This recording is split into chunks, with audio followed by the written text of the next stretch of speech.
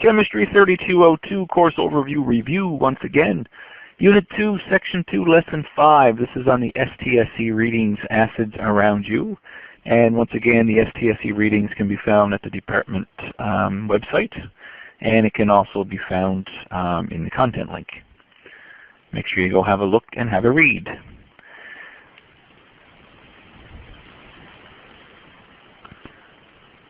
Okay, here are the outcomes for this section. And here we go.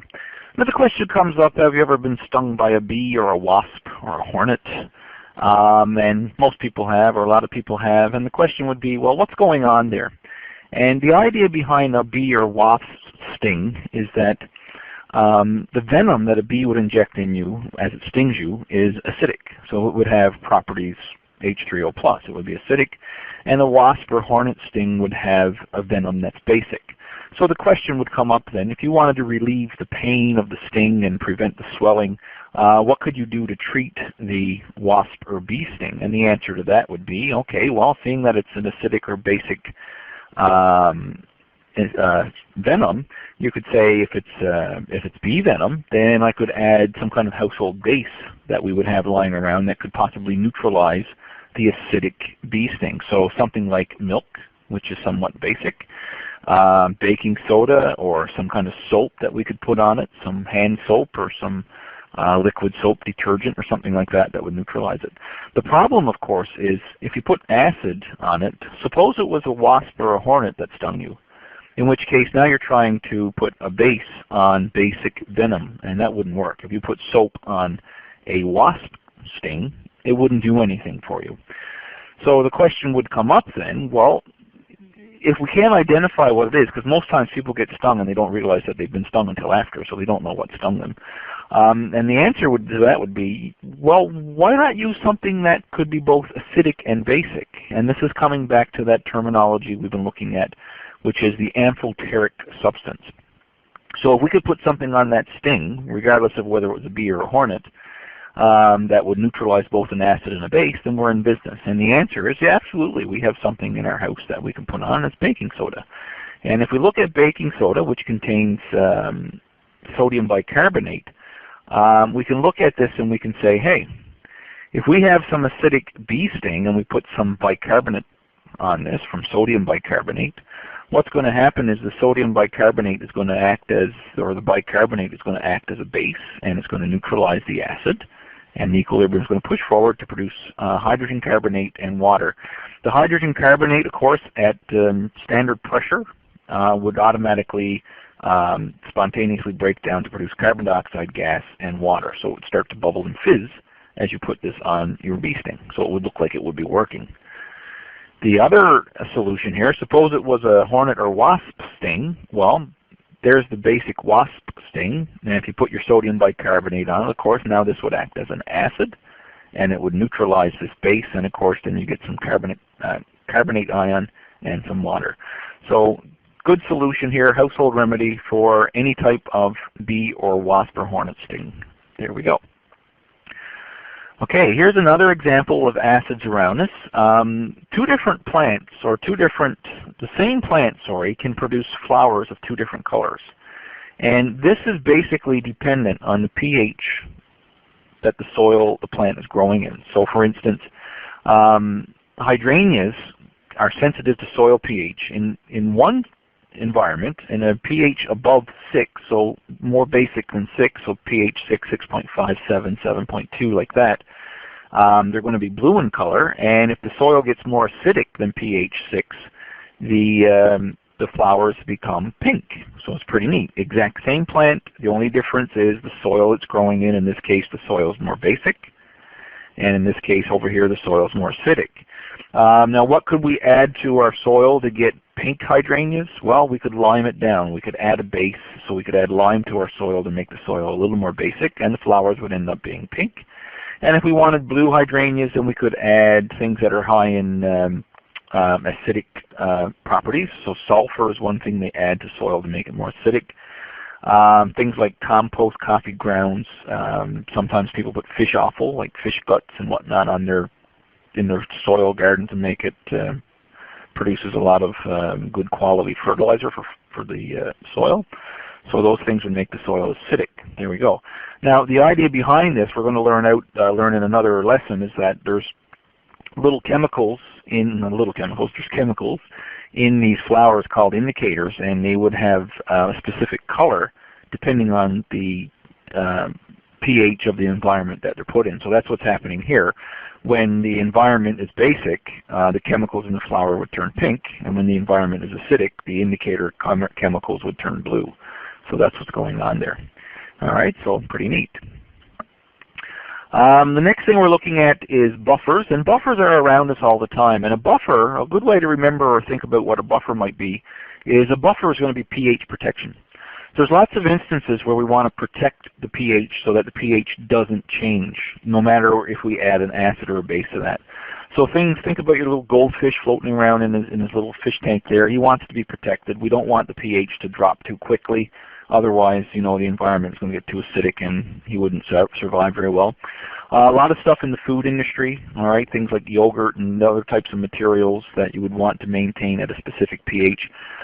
Things like latex water paint has to be maintained at a certain pH. If the pH changes, then the paint begins to spoil and it won't work very well. It'll be useless. So we want to be able to protect the pH so it doesn't change.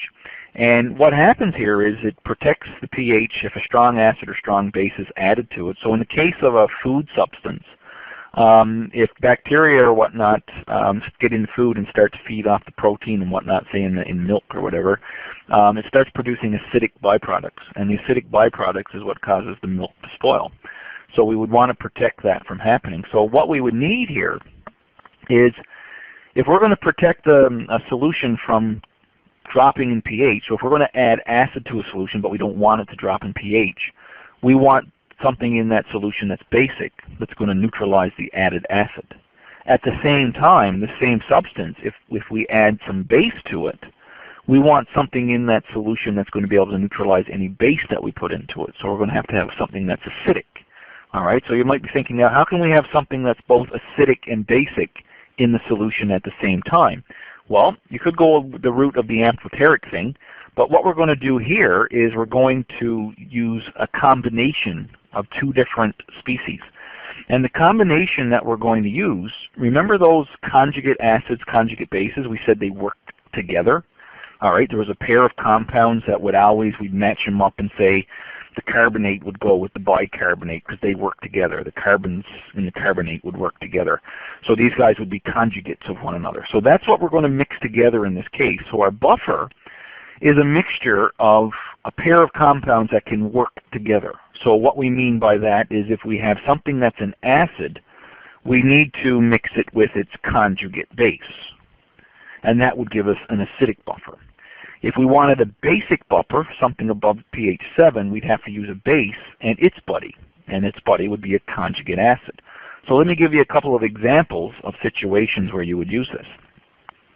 And we would use a weak acid and the salt of its conjugate base. Now what I mean by the salt of its conjugate base, so for instance, if we had carbonic acid, H2CO3, the salt of the conjugate base would be sodium bicarbonate, knowing full well that the sodium is going to be a spectator. But the sodium is required to get the bicarbonate into the solution. So here's another example. We could use acetic acid and sodium acetate. So here's how the buffer looks.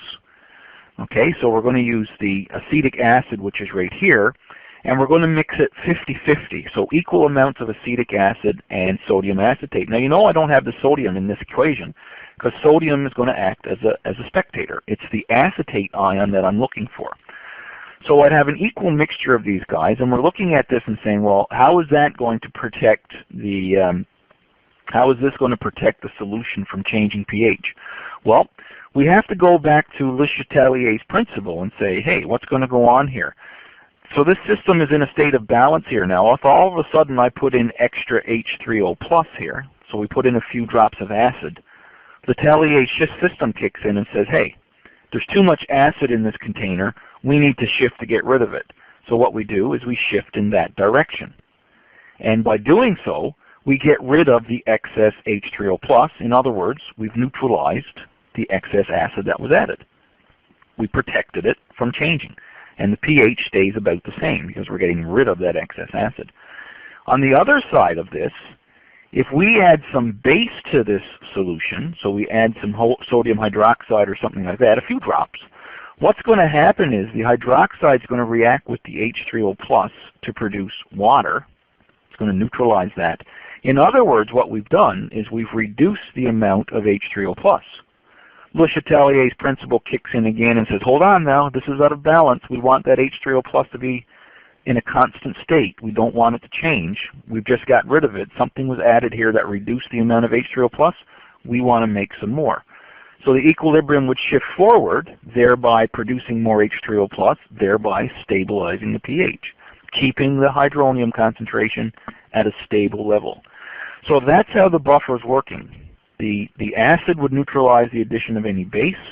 The conjugate base would neutralize the addition of any acid, and thereby, no matter if we added acid or base, we're keeping the hydronium ion concentration at some stable level, hence equilibrium. There we go. So that's one possible buffer system. Here's another one. Now that one would be fairly acidic because acetic acid is fairly acidic. Here's another one, carbonic acid and sodium bicarbonate. And again, the sodium is going to be the spectator. It's not involved in the reaction. It's spectator. So here we are. We've got this weak acid and the salt, the sodium bicarbonate, the salt of the conjugate base. And again, it would work the same way up here. If we add acid, the system tries to get rid of it, so it neutralizes the acid. If we add base, that means the hydronium drops, just like we did up here, and the system is going to start shifting forward. So no matter what we add, acid or base, the carbonic acid and the bicarbonate is going to be able to neutralize either the acid or the base. And here's another example, and I'll just uncover all this again. This is going to be a basic solution, so this would be like a buffer system that would be in latex paint. And whenever you paint with latex paint, you smell that characteristic ammonia smell. And that's why you smell that, because the ammonia has been put in there to keep the pH above 7 to make sure the paint stays basic. And what we're going to use here is going to be ammonia and the salt of the conjugate acid. And in this case, it would be ammonium chloride. And the chloride is going to end up being a spectator in this case. So we have the ammonium ion. Now this guy, you notice, is going to be a basic buffer. It's going to maintain the pH with OH levels constant, so it's going to maintain a pH above 7, and that's what we want in the case of the paint. We want the buffer to be protecting the paint at about pH 9 or so. All right? So in each of these cases, the buffer is protecting by means of Le Chatelier's principle to counteract the addition of either acid or base. Here's the one that we see a lot in lots of food products that you buy. If you check out some of the things, some of your drinks that you buy, like the Pepsi or Coke, not allowed to use trademarks, Gatorades and things like that, you'll see that there's a buffer in there because they want to maintain that buffer to maintain the pH so that the carbon dioxide doesn't bubble away. And lots of times they use citric acid and sodium citrate. So what we'd be looking for there is the citric acid would be the weak acid, and the citrate ion would be the conjugate base, and of course the sodium would be the salt of that. So just check out the food labels next time and look for pairings. Ascorbic acid and sodium ascorbate is another one. All right, that would be in apple juice and things like that. And there's all different types of buffers here when you see in food. But when you see this combination of an acid and some kind of salt of the ion there, you know it's a buffer, and that's what it's there for. Okay, very important buffer in biological systems for us, especially in our blood. We have something called the blood buffer, or the carbon dioxide bicarbonate buffer. And for us, it's very important for our pH in our blood to be maintained. We have to maintain our pH to be about 7.4 to 7.2. Any higher than 7.4 spells disaster for us. Any lower than 7.2, again, spells disaster for us. We need our blood to be maintained between 7.2 and 7.4. So that's a pretty narrow window of pH there. And we know full well that a 1 unit change in pH to go from 7 to 6 is a 10 times change in acidity. That would be detrimental to us. We would not be able to withstand a 10 times change in acidity. So this is why we have a very narrow window of opportunity here, or a very narrow window of pH change. Now, if we look at this and we took a sample of blood and we added a little drop of hydrochloric acid to our blood, the pH would only drop slightly because there's a buffer in our blood that would protect the addition of hydrochloric acid. If you take the exact same amount of just salt water solution and you added a drop of hydrochloric acid, the salt water solution would drop from 7 and plummet to pH 2 almost instantly. And you can see that that's a change of 5 pH units. So no protection in salt water whatsoever, right? So there's something in our blood that would protect us from this drastic drop in pH, you know, and it's a good job that it's there. And what it is, of course, is it's the blood buffer. And what we're looking at here is we're saying if we never had a blood buffer, we're going to talk about that now in a second, our pH of our blood would change drastically and it wouldn't be very good. So we have a buffer there that's going to do that. And here's a situation. It says a change of upwards or downwards of only 0.4 units can cause death. And if our blood pH gets too low, if our blood is too acidic, then we're going to be in a state of called acidosis. All right, our blood is too acidic. The other situation, if our blood becomes too basic or too alkaline, the pH is too high, so it's going to be above 7.4, we would say that we're in a state of alkalosis. Okay, so the question would come up then. This, by the way, can sometimes show up as a multiple choice on your public exam, so know these two terms. How does the blood buffer work, and what is the blood buffer? Well, the blood buffer is basically carbonic acid and a bicarbonate ion that's in your blood. So both of these would be dissolved in our blood, and they're circulated as our heart pumps throughout the different cells of our body. So the situation would come up then that the blood buffer, okay, works by way that during regular metabolism of our body, you know, the breakdown of protein and the combustion of carbohydrates to make energy and things like that, respiration, these are all acidic metabolism events in our body. All right, so our bodies produce a lot of acids through regular metabolism. So we look at this and we say, okay, as our body is using protein and whatnot and doing regular everyday things, what's happening is the blood pH is beginning to drop. All right, because more and more acid is being produced. And now this is a weird thing. You see H3O plus going up and pH drops, right? Because pH, as you go closer to pH 2, that means there's more of a hydronium concentration, right? So be careful with that. So Le Chatelier's principle kicks in and says, okay, if our blood pH begins to drop, that means we have too much H3O plus in our blood. The system begins to shift in that direction to try and get rid of the excess acid.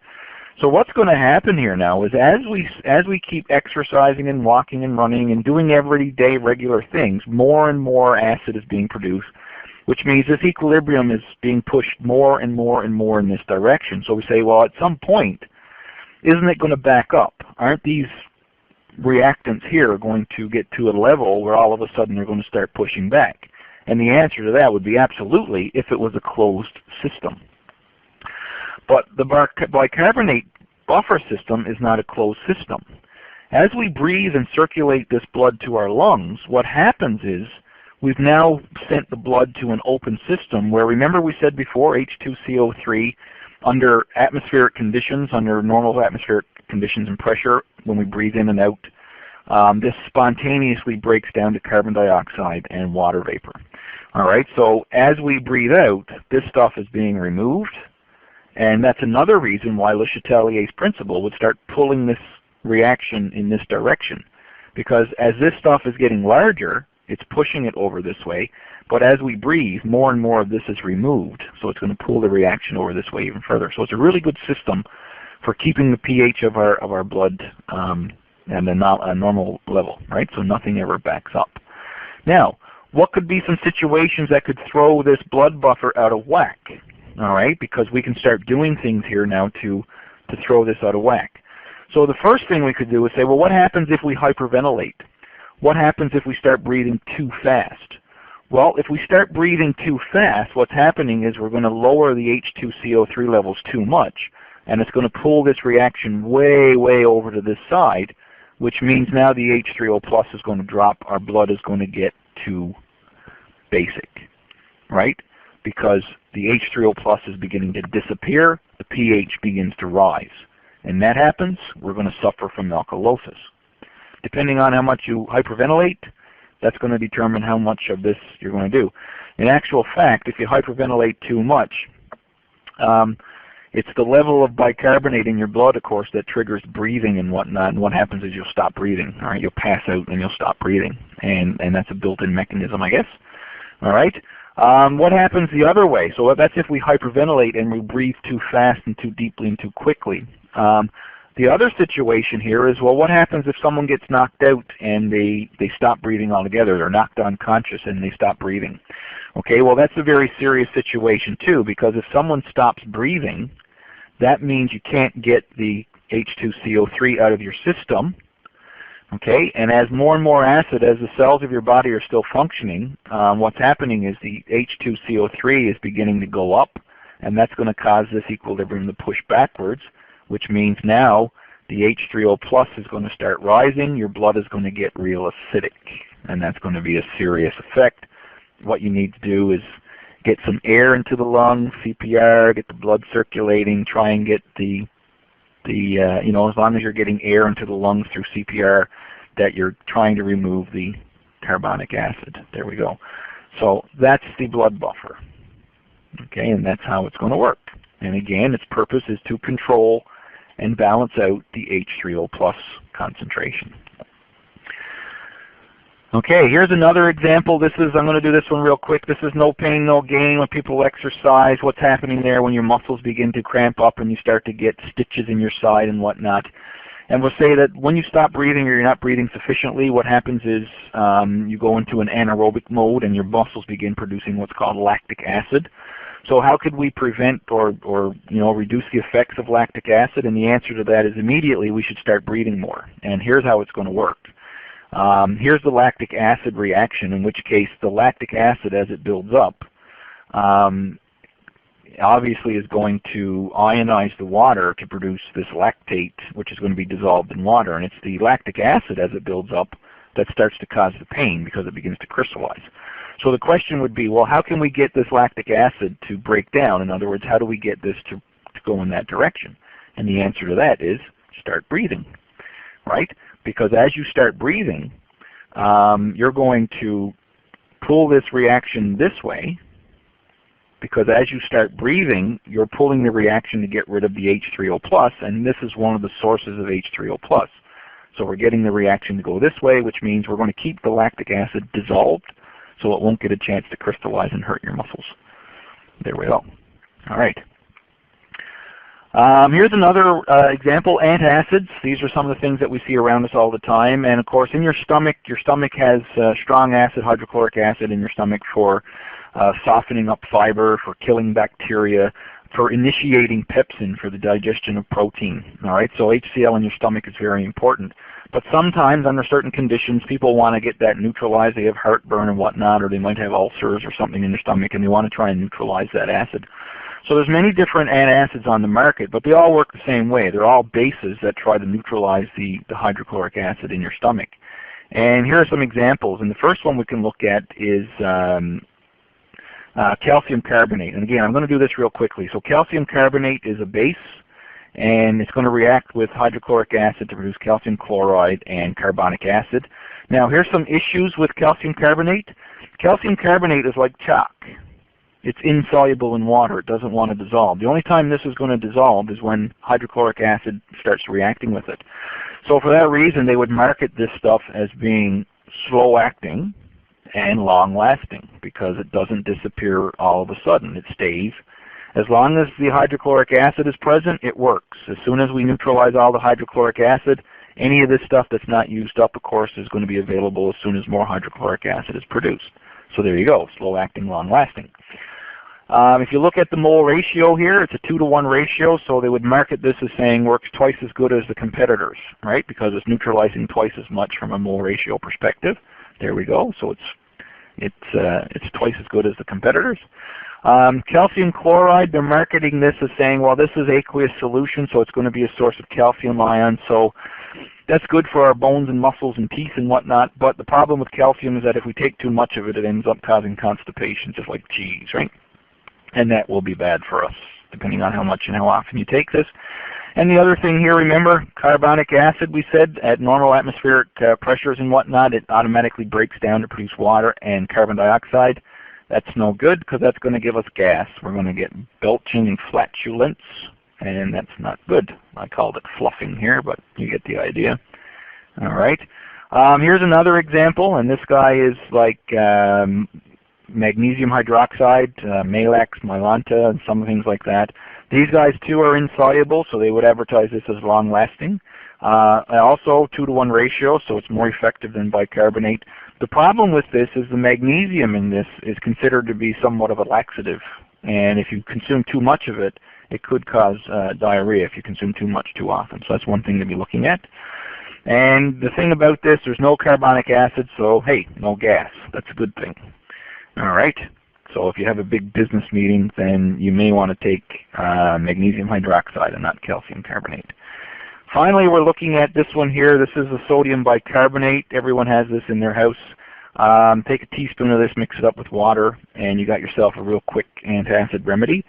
Very highly soluble, because sodium bicarbonate is a sodium compound, very highly soluble, so it dissolves very quickly. So this one would be advertised as being fast-acting, because as soon as it's put there, it's going to react very, very quickly. These guys are going to react very slowly because they're in the solid state. Look at the mole ratio, 1-to-1, so they're only half as effective as these guys. Sodium ions that are aqueous, of course, we're going to start, even though they're acting as spectators from the acid-base reaction perspective, this guy is going to affect their blood pressure, so that's not very good if blood pressure is an issue. And once again, we get carbonic acid, so gas and flatulence and belching and whatnot could be an issue. There we go. There was another one on the market. I'm not sure if you can still get it. It was aluminum hydroxide, all right, and very effective because aluminum hydroxide was AlOH3, so it would neutralize 3 times the amount of stomach acid. The only problem is aluminum was considered to be linked to Alzheimer's and whatnot, so I'm not sure if you can get that on the market anymore. Anyways, there we go. Okay, here's another topic that deals with acids and bases, and this would be acid rain or acid deposition. Okay, and the big thing here, of course, is as the sulfur dioxide is being produced from the burning of fossil fuels and whatnot, there's a high level of sulfur in things like coal and gasoline and whatnot. When we refine gasoline, we try to take the sulfur out, and for this reason, of course, because as sulfur is burned, it produces sulfur dioxide. That produces H2SO3, hydrogen sulfide, or sulfuric acid. The sulfuric acid would then ionize with water, raindrops in the air to produce hydrogen sulfide and this acid, and therefore your acid rain. Okay, there we go. Okay, can also be from nitrogen emissions too, all right, and you can check out that in the STSE, you can check out the reactions for these. Okay, and these guys are used from the burning of fossil fuels and coals, okay, and of course, depending on where you live and where the acid rain is being produced, the sulfur dioxides, you get prevailing winds and whatnot. The acid rain can show up as rain, fog, snow, whatever the sulfur dioxide gas mixes with as it's emitted into the environment. It's going to acidify any water that's present. Okay, there we go. Okay, and that's the STSE. Be sure to read this, have a look at it, and check this out with your free online tutors, and don't forget to check out the rest of the online material. Okay, bye-bye.